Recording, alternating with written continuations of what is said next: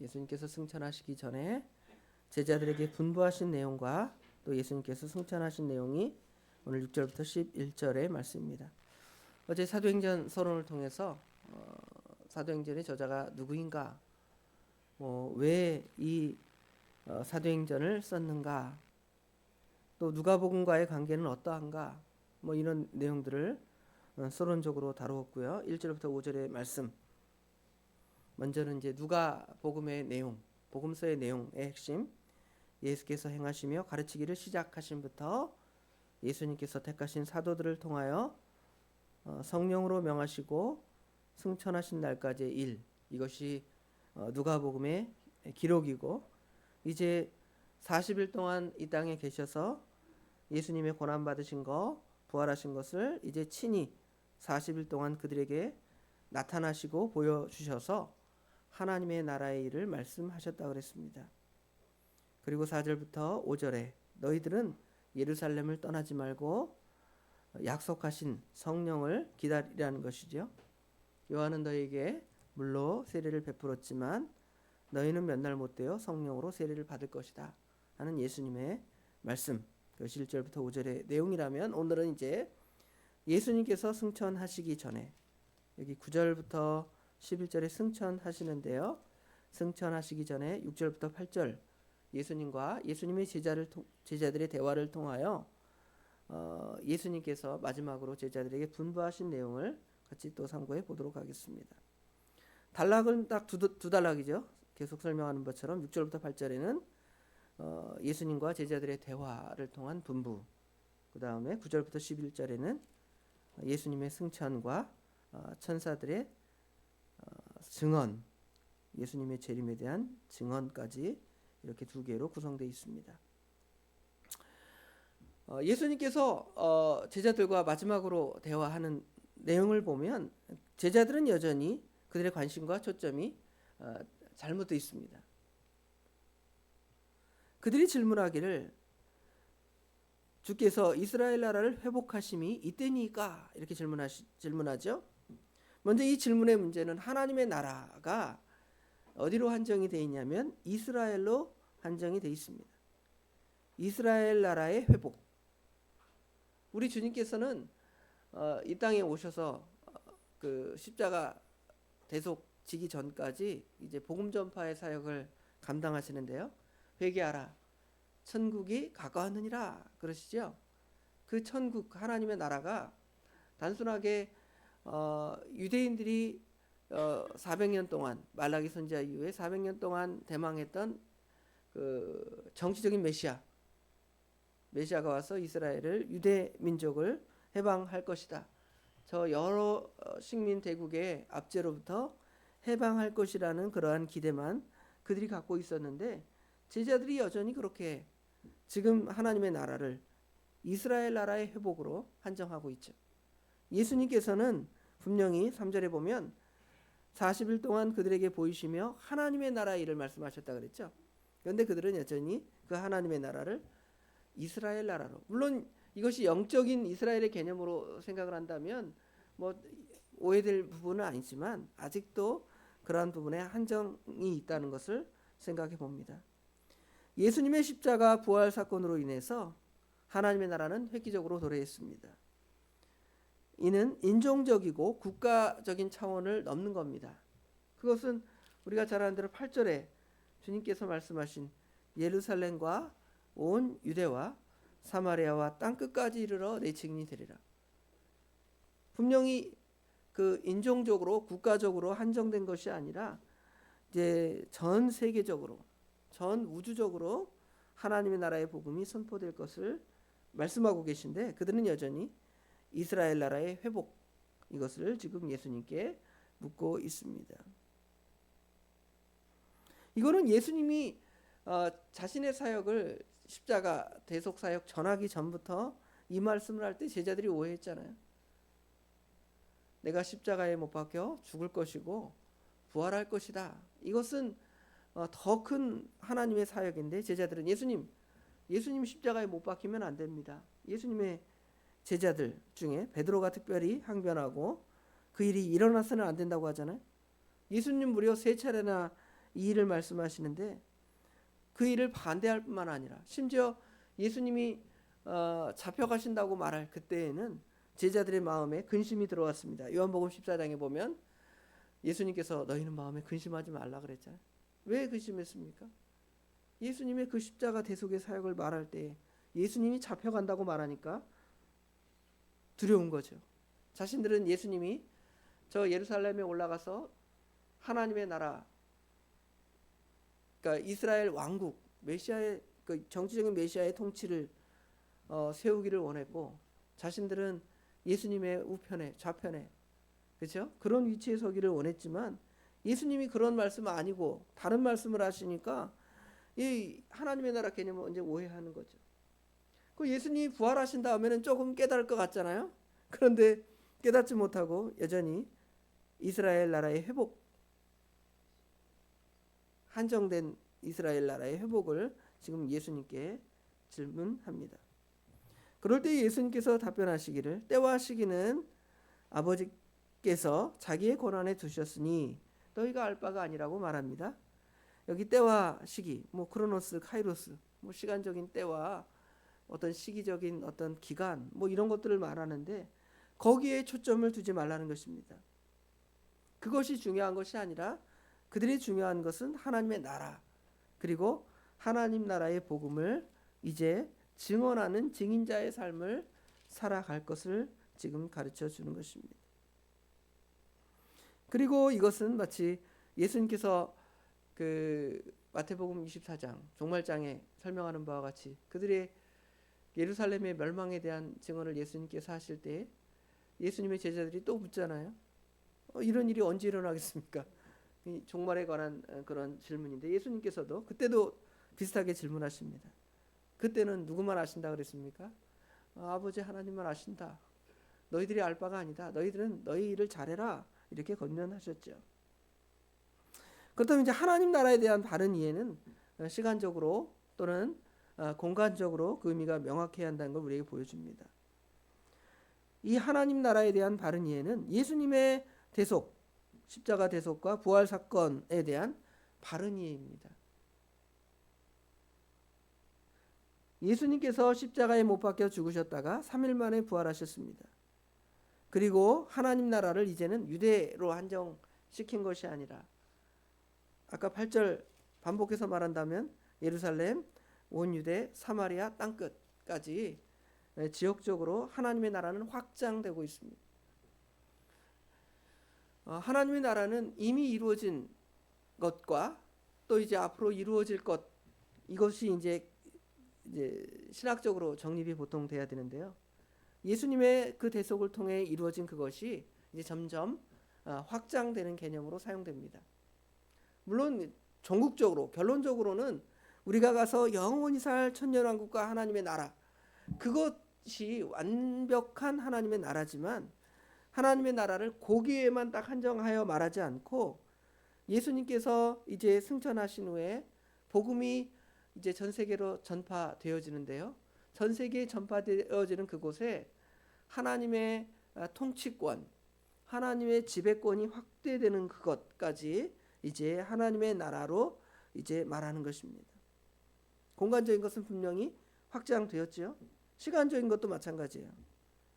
시간적인 것도 지금 예수님이 승천하시니까 11절에 보면 이르되 갈릴리 사람들아 어찌하여 서서 하늘을 쳐다보느냐 너희 가운데서 하늘로 올려지신 이 예수는 하늘로 가신 본 그대로 오시리라. 이 말씀은 뭐냐면 시간적으로는 예수님이 지금 승천하시는데 하나님의 나라는 언제까지 계속 확장이 되냐면 예수님이 재림하실 때까지 확장이 되고 또 이제 예수님이 재림하시면 그것은 완벽하게 완성되어질 거라고 시간적으로 공간적으로 분명히 제자들에게 다시 설명하는 것을 알 수가 있습니다.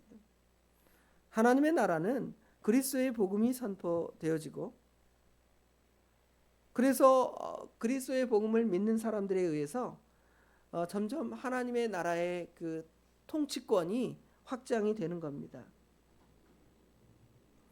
교회는 그런 측면에서 보면 하나님 나라에 확장되는 어떠한 지점 정도에 불과합니다.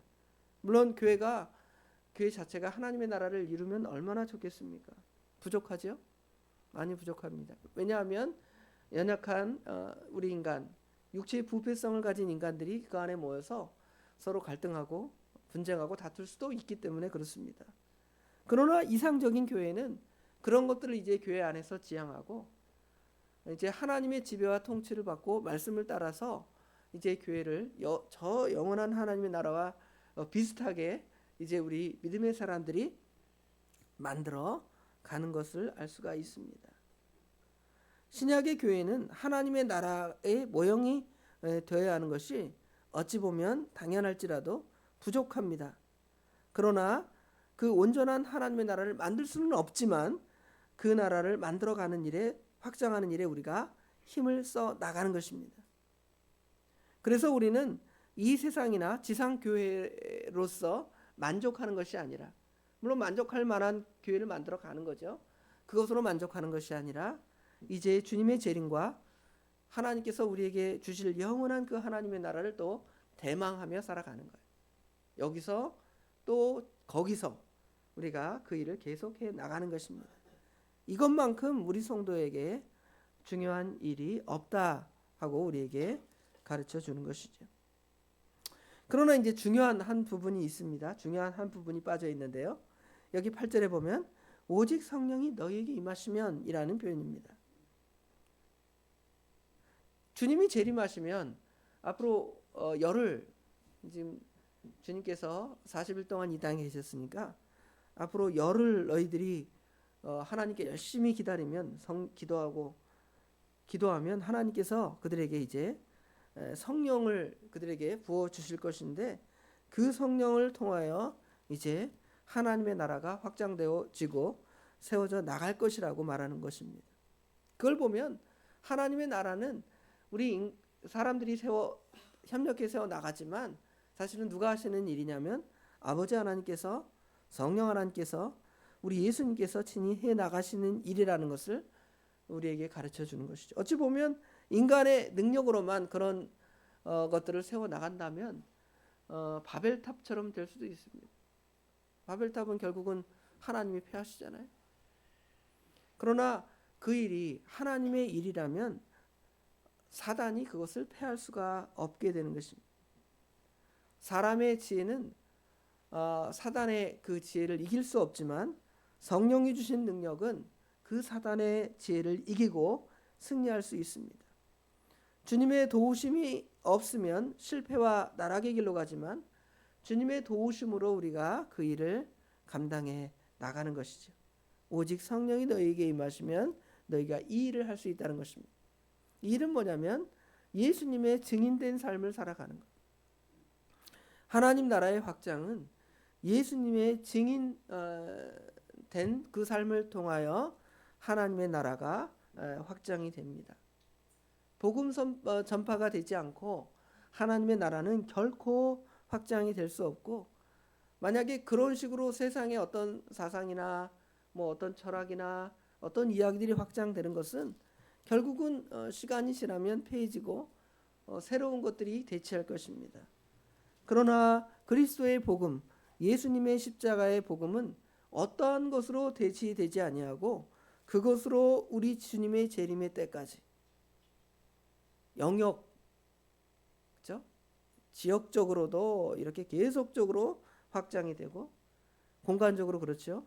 또 시간적으로도 복음이 초창기에 유대 지역 사람들, 예루살렘 교회로부터 시작해서 이제 전 세계에 복음이 전해지지 않을 곳이 없다 할 정도로 계속적으로 하나님의 복음이 선포되게 될 것입니다. 이러한 증언을 이제 주님께서 선포하시고 분부하시고 이제 9절에 예수님께서 이제 하늘로 이 말씀을 마치시고 하늘로 구름 가운데로 이제 올라가십니다. 올라가실 때에 지금 9절부터 11절에는 예수님의 승천 장면인데요. 제자들이 자세히 하늘을 쳐다보고 예수님의 승천하는 장면을 보고 있습니다. 과연 언제 오실까? 그렇죠? 그때 이제 흰옷 입은 두 사람, 천사겠죠? 천사에 대한 얘기는 지난번에 또 했습니다.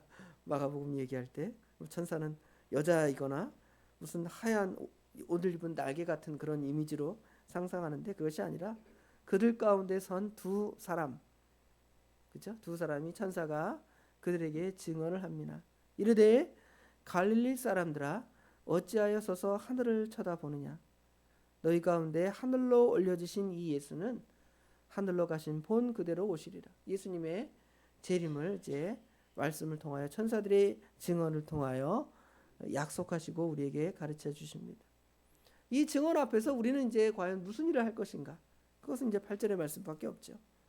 우리는 이제 성령이 우리에게 임하였으니까 중생한 자는 성령을 받았으므로 성령을 받은 것으로 만족하는 것이 아니라 우리는 성령 충만함을 또 입어야 될 거 아니에요.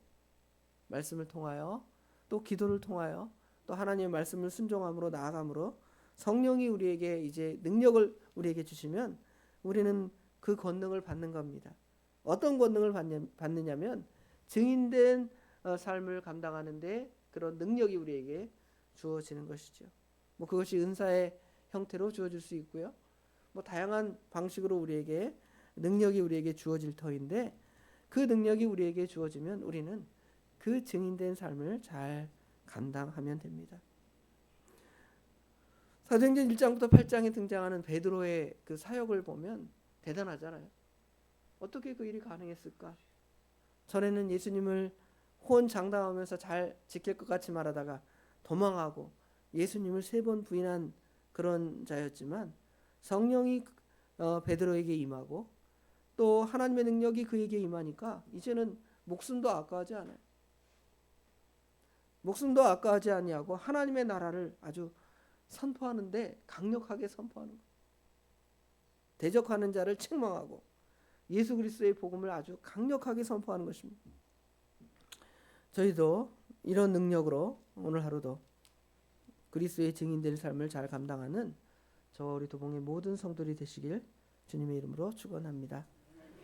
기도하겠습니다. 아버지 하나님, 은혜와 사랑을 진심으로 감사합니다. 저희들에게 성령을 주시고 또 성령의 충만함을 덧입혀 주셔서 그리스도의 증인된 삶을 감당하시기를 원하시지만 저희들은 여전히 육신적인 일에 아등바등할 뿐만 아니라 하나님 나라 확장에 아버지 하나님 관심사를 두지 아니하고 때와 시기에 관심을 두거나 아버지 하나님 혹시 하나님 나라 가서 내가 어떤 상급을 받을까 하는 외적인 것들에 초점을 맞춰서 제자들처럼 하나님 나라에 대한 명확한 이해를 하지 못하고 아버지 하나님 오해하는 그 모습이 우리의 모습입니다. 그러나 우리 주님께서는 그것이 너희가 알 바가 아니라 너희는 이제 성령의 능력을 받아서 하나님 나라 확장하는 일에 그리스도의 증인된 삶에 너희가 수고를 다하라고 아버지 하나님 제자들에게 분부하신 그 분부가 우리들에게 분부하신 분부인 줄을 깨닫고 그 분부를 따라서 우리가 이 세상에서 나그네된 삶을 살아가지만 화려한 저 천국을 소망하면서 이 세상에서 하나님의 복음을 또 교회를 또 그리스도의 그 나라를 아버지 하나님 외적으로 이 땅에 확장하는 그 일에 우리가 잘 사용될 수 있도록 우리 하나님 도와주시옵소서. 이 사명을 감당하려고 우리 도봉교회를 이제 건물을 수리하게 하시고 거의 마무리 단계까지 오게 하신 거 감사합니다.